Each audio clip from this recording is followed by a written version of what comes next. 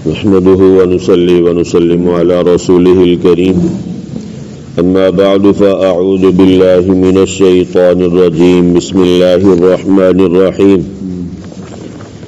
إلا من تاب وآمن وعمل صالحا فأولئك يدخلون الجنة ولا يظلمون شيئا جنات عدن التي وعد الرحمن عباده بالغيب إنه كان وعده مأتيا لا يسمعون فيها لغوا إلا سلاما ولهم رزقهم فيها بكرة وعشيا تلك الجنة التي نورث من عبادنا من كان تقيا وما نتنزل إلا بأمر ربك له ما بين أيدينا وما خلفنا وما بين ذلك وما كان ربك نسيا صدق الله العظيم وبلغنا رسوله النبي الكريم ونحن على ذلك لمن الشاهدين والشاكرين والحمد لله رب العالمين اللهم صل على سيدنا محمد النبي الأمي وعلى آله وبارك وسلم إلا من تاب وآمن وعمل صالحا مگر وہ لوگ جنہوں نے توبہ کی اور ایمان لائے اور عمل کیے اچھے فَأُولَئِكَ يَدْخُلُونَ الْجَنَّةَ پس یہ لوگ داخل ہوں گے جنت میں وَلَا يُظْلَمُونَ شَيْئًا اور ان پر نہیں ظلم کیا جائے گا کچھ بھی جنات عدن التی ہمیشگی کے باغات ہیں التی وعد الرحمن وہ جن کا وعدہ کیا ہے رحمان نے عبادہ اپنے بندوں کے ساتھ بالغیب بن دیکھے انہ کان وعدہ مأتیا بے شک شان یہ ہے کہ اس کا وعدہ آنے والا ہے لا یسمعون فیہا نہیں سنیں گے وہ اس جنت میں لغون کوئی بےہودہ چیز الا سلاما مگر سلامتی ہی سلامتی ولہم رزقہم اور ان کے لیے رزق ہوگا فیہا ان جنتوں میں بکرۃ وعشیہ پہلے پہر اور پچھلے پہر تلک الجنت التی یہ جنت وہ ہے نورثو جس کا ہم وارث بنائیں گے من عبادنا اپنے بندوں میں سے من کان تقیا جو پرہیزگار ہوں گے وما نتنزل اور ہم نہیں اترتے الا بامر ربک مگر آپ کے رب کے حکم کے ساتھ لہو اسی کے لیے ہے ما بین ایدینا جو کچھ ہمارے سامنے ہے وما خلفنا اور جو کچھ ہمارے پیچھے ہے وما بین ذلک اور جو کچھ اس کے درمیان ہے وما کان ربک نسیا اور نہیں ہے آپ کا رب بھولنے والا عزیزان گرامی 16واں سپارہ سورہ مریم آیت نمبر 60 سے لے کے 64 تک یہ چند آیات کا ترجمہ آپ حضرات کے سامنے کیا ہے بات چل رہی تھی کہ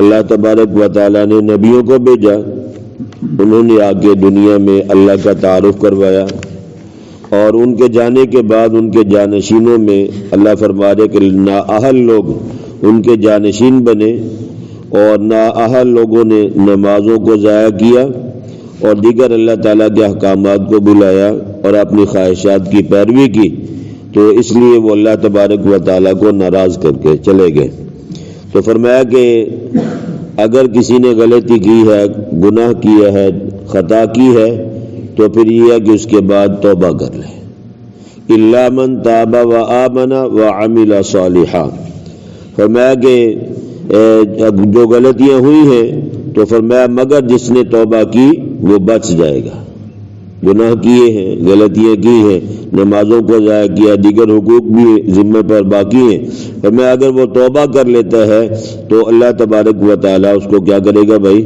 معاف کر دے گا لیکن یاد رکھنا بھائی توبہ سے نماز معاف نہیں ہوتی توبہ سے روزہ معاف نہیں ہوتا توبہ سے زکوٰۃ معاف نہیں ہوتی اور توبہ سے نہ کسی کا حق معاف ہوتا ہے یہ بہت بڑی غلط فہمی ہے توبہ سے تمام گناہ معاف ہو جاتے ہیں بعض پڑھے لکھے یہ کہتے ہیں جب بندے نے توبہ کر لی تو اللہ نے سارے گناہوں کو معاف کر دیا ٹھیک ہے بھائی جب سارے گناہوں کو معاف کر دیا تو پھر پریشانی ختم ہوگی یاد رکھنا توبہ کی وجہ سے کوئی چیز بھی معاف نہیں ہوتی ہاں البتہ توبہ کرنے کی وجہ سے جو تاخیر کی ہے وہ تاخیر کا گناہ کیا ہو جاتا ہے بھائی؟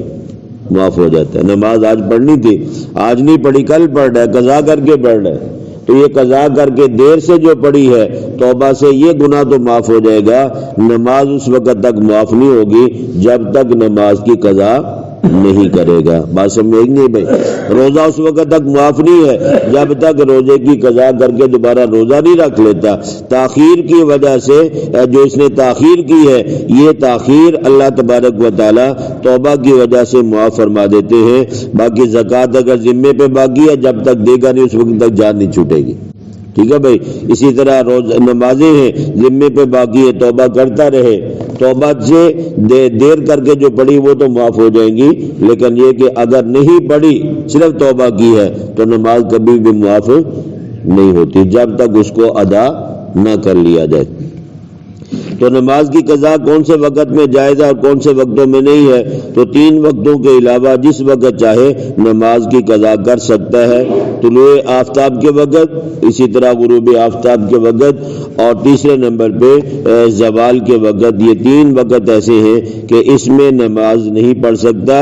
اس کے علاوہ باقی اوقات میں جب اس کا جی چاہے، جب اس کو فرصت ملے، نماز کو قضا کر کے ادا کر لے تاکہ اس کے ذمہ سے معاملہ ختم ہو جائے. باقی یہ کہ توبہ کرنے کی وجہ سے یہ چیزوں کے دیر سے پڑھنے کا گناہ معاف ہو جاتا ہے. یہ چیزیں تب معاف ہوتی ہیں جب ادا کر لی جائے. فرمایا کہ وآمنا، اور ایمان لائے صحیح معنی میں، وعمل صالحا، اور اچھے عمل کیے. بہت سارے لوگ یہ سمجھتے ہیں کہ کلمہ پڑھ لیا تو باقی ساری چیزیں معاف ہو گئی. یہ کسی غلط فہمی میں نہیں رہنا بھائی. بے شک کلمہ بڑی چیز ہے لیکن اس کے ساتھ کچھ اور چیزیں بھی ہیں. وہاب ابن منبہ رحمۃ اللہ علیہ تابعین میں سے بڑے بزرگ گزرے ہیں. ایک موقع پر اعمال کی ترغیب دے رہے تھے. کیا کر رہے تھے بھائی؟ اعمال کی ترغیب دیتے، لوگوں نماز پڑھو، لوگوں کلمہ پڑھو. یہ اس طرح لوگوں کو نیک اعمال کی ترغیب دے رہے تھے. تو اسی میں ہی یعنی نمازیں پڑھو، روزے رکھو، نیکیاں کرو، زندگی کا کوئی اعتبار نہیں ہے کب ختم ہو جائے. تو ایک آدمی نے کہا حضرت لا الہ الا اللہ مفتاح الجنہ، لا الہ الا اللہ یہ جنت کی چابی ہے اور جنت کی چابی ہمارے ہاتھ میں. ٹھیک ہے بھائی؟ جب مریں گے سیدھے جنت کے دروازے پہ جائیں گے، جا کے تالا کھولیں گے، جنت میں داخل ہو جائیں گے. بات سمجھ میں نہیں؟ نمازیں نہ بھی پڑھی خیر ہے، دیگر نیک اعمال نہ بھی کیے کوئی بات نہیں. لا الہ الا اللہ یہ مفتاح الجنہ ہے، جنت کی چابی. چابی جس کے پاس ہوتی ہے وہ جا کے دروازہ کھولتا ہے، اندر داخل ہو جاتا ہے. ایسے ہی نہیں بھائی؟ تو حضرت نے فرمایا بات تو تمہاری ٹھیک ہے لیکن جو اعمال ہیں چابیاں ہمیشہ ان کے دندے ہوتے ہیں، آگے چھوٹے چھوٹے دندان ہوتے ہیں. فرمایا جو نیک اعمال ہیں باقی نماز، روزہ، زکوٰۃ، حج، یہ چابی کے دندانے ہیں. اگر یہ اعمال نہیں کیے جائیں گے تو چابی کے دندانے نہیں بنیں گے. اور اگر چابی میں دندانے نہ ہو جتنی دیر مرضی تالے میں لگاتے رہو تالا نہیں کھلتا. تو اس لیے فرمایا کہ صرف چابی سے کام نہیں چلے گا بلکہ چابی کے دندانے بھی ہونے چاہیے. اور چابی لا الہ الا اللہ اگر جنت کی چابی ہے تو اس چابی کے دندانے وہ سارے کے سارے نیک اعمال ہیں. بات سمجھ نہیں بھائی؟ تو اس لیے فرمایا کہ یہ بھی لازمی ہے نیک اعمال کرنا ایمان کے بعد. فاولئک یدخلون الجنہ، بس یہ لوگ جنت میں داخل ہوں گے جنہوں نے کلمہ پڑھا، دائرہ ایمان میں داخل ہو گئے اور اس کے بعد اعمال صالحہ کیے. ولا یظلمون شیئا، اور ان پر ظلم نہیں کیا جائے گا کچھ بھی، رتی برابر بھی ظلم نہیں ہوگا. ظلم اس طرح کہ جو گناہ نہیں کیا وہ بندے کے کھاتے میں لکھ دیا جائے، جو نیکی کی ہے اس میں ملنے والا پورا اجر نہ لکھا جائے. ایسا اللہ کسی کے اوپر بھی ذرہ برابر بھی ظلم نہیں کرتے.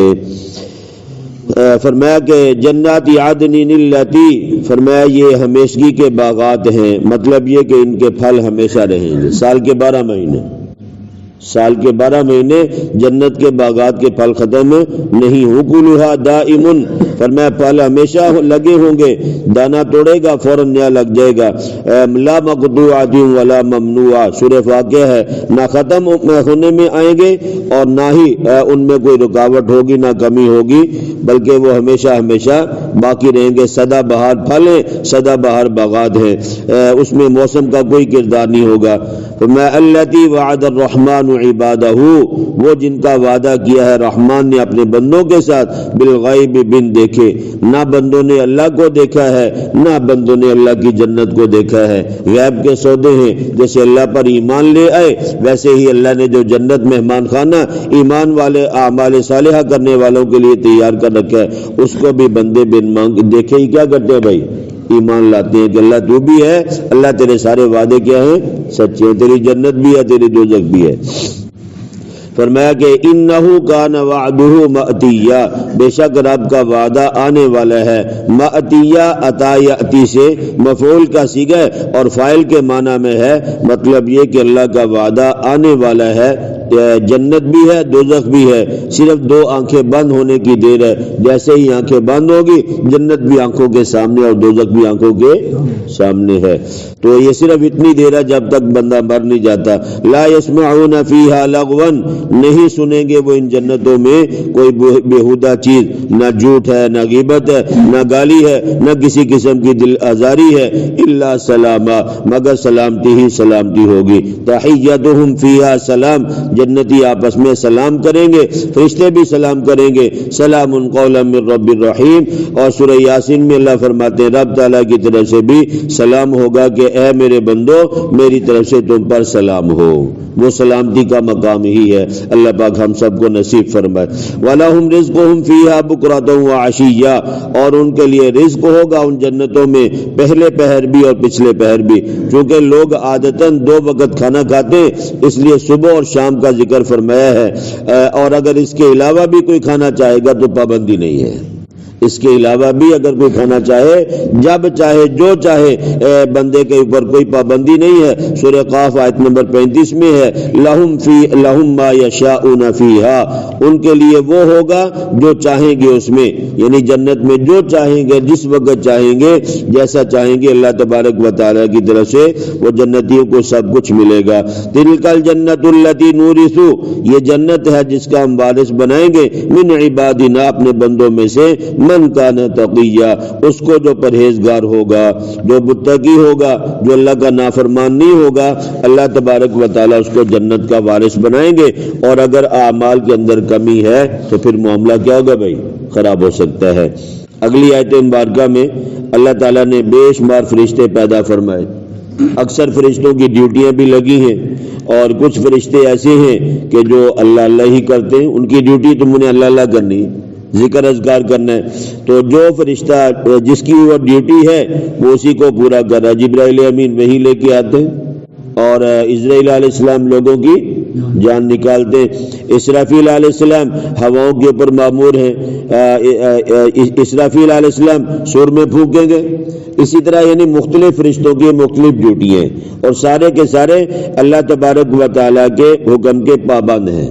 ایک موقع پہ نبی کریم صلی اللہ علیہ وسلم نے حضرت جبرائیل امین سے فرمایا کہ آپ ہماری ملاقات اور زیارت کے لیے جتنا آتے ہو اس سے بھی زیادہ آیا کرو۔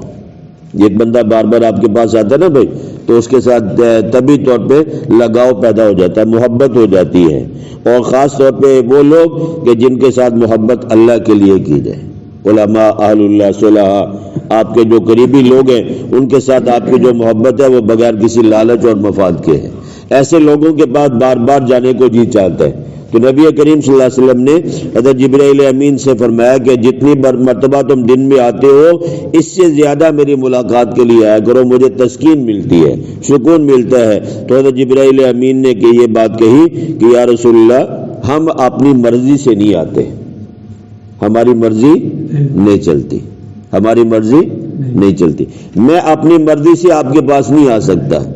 اللہ تبارک و تعالیٰ نے اس کا یہ جواب دیا کہ فرشتے کی زبان پہ یہ بات نازل فرمائی، وَمَا نَتَنَزَّلُ إِلَّا بِأَمْرِ رَبِّكَ، اور ہم نہیں اترتے مگر آپ کے رب کے حکم کے ساتھ، ہماری ذاتی مرضی کچھ نہیں ہے۔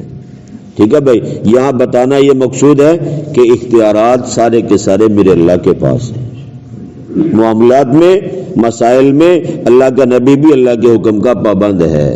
دلی خواہش ہے جبرائیل امین اگر دن میں 10 مرتبہ آتے ہیں، اللہ کے نبی فرما رہے زیادہ آیا کرو، 20 مرتبہ آیا کرو۔ مثال کے طور پہ فرشتہ کیا کہہ رہے ہیں؟ یا رسول اللہ ہم اپنی مرضی نہیں کر سکتے۔ مرضی کس کی چلتی ہے بھائی؟ اللہ کی چلتی ہے۔ اختیارات سارے اللہ کے پاس ہے۔ سورہ تحریم آیت نمبر 6 میں ہے، اللہ خود فرماتے ہیں لا یعصون اللہ ما امرہم ویفعلون ما یؤمرون، فرشتے اللہ تعالیٰ کی نافرمانی نہیں کرتے بلکہ اللہ جو ان کو حکم دیتا ہے وہ اس حکم کو کیا کرتے ہیں بھائی، پورا کر دیتے ہیں۔ بے شک آپ کا ذوق شوق ہے ہم آپ کی زیادہ زیارت کریں، مگر ہم اللہ کے حکم کے پابند ہیں، اس کے حکم کے بغیر ہم زمین پر نہیں اتر سکتے۔ یہ اتنا بڑا فرشتہ ہے، اللہ نے اتنی طاقت دے رکھی ہے، وہ بھی یہ کہتا ہے کہ یا رسول اللہ ہم اللہ کے حکم کے کیا ہیں، پابند ہیں۔ لہو ما بین ایدینا، اسی اللہ تعالیٰ کے لیے جو کچھ ہمارے آگے ہے، مکان کے لحاظ سے، زمانے کے لحاظ سے وہ اللہ تعالیٰ کی ہی ملک ہے۔ وما خلفنا، اور جو کچھ ہمارے پیچھے ہے، زمانہ ہے، مکان ہے، جو کچھ بھی ہے، وما بین ذالک، ان دونوں کے درمیان جو کچھ بھی ہے، اور میں سارے کا سارا اللہ تعالیٰ کا پیدا کردہ، اللہ ہی کی ملکیت اور اللہ ہی کا اختیار ہے۔ بات سمجھ میں ایک نہیں ہے بھائی، وَمَا كَانَ رَبُّكَ نَسِيًّا، اور نہیں ہے آپ کا رب بھولنے والا۔ اللہ تعالیٰ کے علاوہ نا بھائی باقی ساری مخلوق، انبیاء ہیں، انسان ہے، کوئی بھی وہ بھول سکتا ہے۔ بھولنے کا مادہ اللہ نے سب میں رکھا ہے سوائے اللہ تعالیٰ کے۔ اللہ تعالیٰ کسی بھی معاملے کو بھولتے نہیں ہیں۔ اللہ تعالیٰ نبی پاک صلی اللہ علیہ وسلم ایک مرتبہ ظہر کی نماز پڑھا رہے تھے، یہ واقعہ پہلے بھی بیان کیا، تو آپ صلی اللہ علیہ وسلم نے 2 رکعتیں پڑھائی، اتحیات درود دعا پڑھی، سلام پھیر دیا، ٹھیک ہے بھائی۔ تو اس کے بعد کیا ہوا، سارے حضرات ابوبکر و عمر، بڑے بڑے صحابہ موجود ہیں، لیکن کسی کی ہمت نہیں ہو رہی کہ پوچھ لیں یا رسول اللہ کیا معاملہ بنا ہے۔ تو ایک صحابی ہیں حضرت خرباق نامی رضی اللہ تعالیٰ عنہ، جن کا لقب تھا ذوالیدین، تو انہوں نے آگے بڑھے پوچھا یا رسول اللہ اقصرت الصلاۃ ام نسیت، کیا نماز کم ہو گئی، 4 کی بجائے اللہ نے 2 رکعتیں کر دی، یا آپ بھول گئے؟ ٹھیک ہے بھائی۔ تو نبی کریم صلی اللہ علیہ وسلم نے فرمایا نہ ہم بھولے ہیں اور نہ ظہر کی نماز کم ہوئی ہے، کل ذالک لم یکن، فرمایا نہ ہم بھولے اور نہ ہی یہ نماز کم ہوئی ہے، میں نے پوری 4 رکعتیں پڑھائی ہیں۔ کہنے لگے حضرت نہیں، آپ نے 2 پڑھائی ہیں، ٹھیک ہے بھائی۔ نبی کریم صلی اللہ علیہ وسلم نے حاضرین سے پوچھا اصدق ذوالیدین، کیا یہ ذوالیدین سچ کہہ رہے ہیں؟ اصدق ذوالیدین، فرمایا کہ کیا یہ ذوالیدین ٹھیک کہتا ہے؟ تو سب نے کہا یا رسول اللہ آپ نے 2 رکعتیں ہی پڑھائی ہیں، 4 نہیں پڑھائی۔ تو آپ صلی اللہ علیہ وسلم کھڑے ہو گئے، آپ صلی اللہ علیہ وسلم نے 2 رکعتیں مزید پڑھا کے سلام پھیرا، سجدہ صاحب کیا، سلام پھیرا اور پھر یعنی معاملات کیے۔ یہ بخاری اور مسلم شریف کی روایت ہے۔ نبی کریم صلی اللہ علیہ وسلم نے فرمایا اس موقع پہ، اس وقت نماز میں بات کرنا جائز تھی، بعد میں منع کیا گیا، تو اس موقع پہ نبی کریم صلی اللہ علیہ وسلم نے فرمایا، بخاری اور مسلم شریف کی روایت ہے، انما انا بشر انسا کما تنسون فاذا نسیت فذکرونی، فرمایا میں بھی تمہاری طرح انسان ہوں، جیسے تم بھولتے ہو میں بھی کیا کر دیتا ہوں بھائی، بھول جاتا ہوں، جب میں بھول جاؤں تو تم مجھے یاد کرا دیا کرو۔ اس طرح کے اور بھی واقعات آتے ہیں کہ نبی کریم صلی اللہ علیہ وسلم بعض دفعہ نماز میں بھول جایا کرتے تھے، اور بھولنا یہ انسان ہونے کے یا نبی ہونے کے منافی نہیں ہے، اس لیے کہ اللہ کے علاوہ کوئی ذات ایسی نہیں جو بھول نہ سکے۔ اللہ پاک مجھے اور آپ کو کہنے سننے سے زیادہ سمجھ کر عمل کرنے کی